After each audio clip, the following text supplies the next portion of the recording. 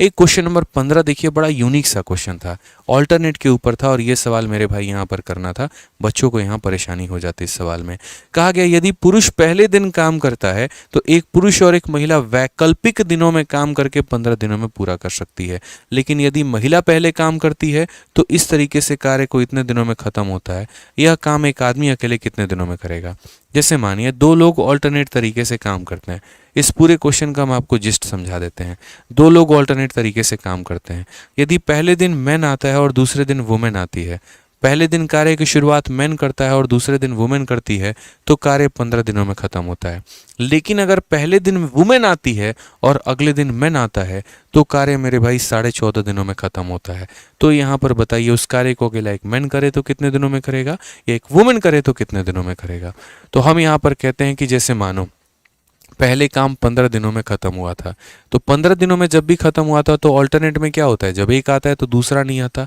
तो यहाँ पर क्या करेंगे मेरे भाई, तो आधा 15 में से एक कम कर दो 14, तो 14 कर को तो यहाँ पर हो जाएगा मैन का और यहाँ हो जाएगा वुमेन का, यानी 7 दिन मैन आएगा तो 7 दिन कौन आएगा, तो वुमेन आएगी।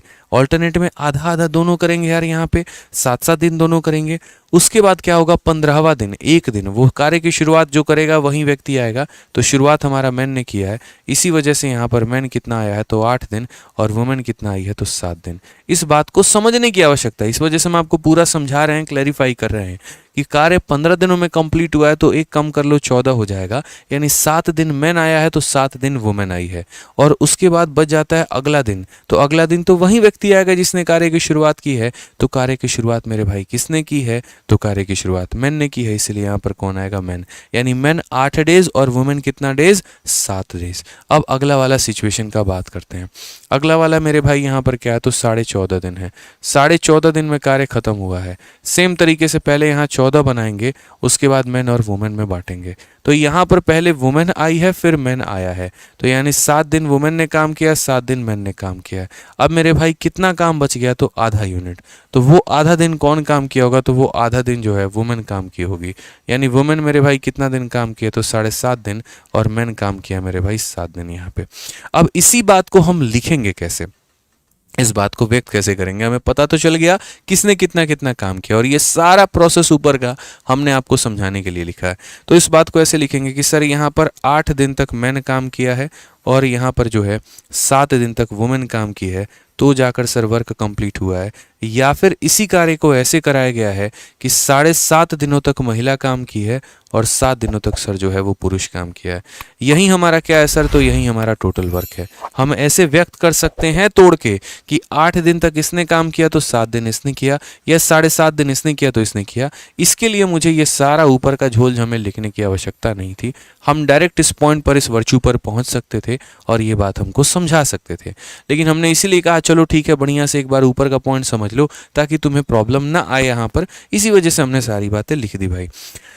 अब यहाँ पर देखोगे तो बोलोगे सर 8 मैन में से 7 मैन निकाल दीजिए तो 1 मैन आ जाएगा, 7.5 वुमेन में से 7 वुमेन निकाल दीजिए तो 0.5 वुमेन आ जाएगा। सर ये वुमेन को अगर आप यहाँ लेकर आएंगे तो मैन अपॉन वुमेन जो हो जाएगा यहाँ पर 0.5 का मतलब कितना हो जाएगा, तो बोलोगे सर 1/2। ये सर हमारा वर्क का एफिशिएंसी हो गया, या एक तरीके से इनके कार्य करने की क्षमता हो गई। सर क्या हो गया, कार्य करने की क्षमता हो गई। सर अब बोला गया कि work will be finish by man alone in कितना डेज, वही काम को पुरुष कितने दिनों में खत्म करेगा।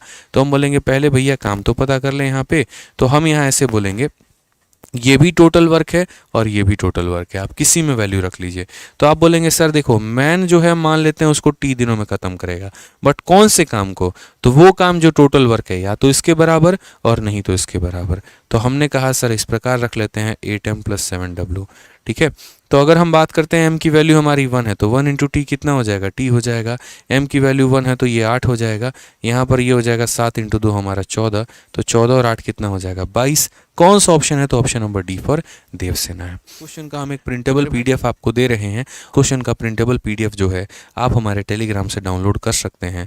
ये हमारा टेलीग्राम है मैथ्स बाय आदित्य रंजन और एंकर्स गुरुकुल। आप यहाँ से डाउनलोड करिए और यहाँ से पूरे सवालों को सॉल्व करिए मेरे भाई, ठीक है।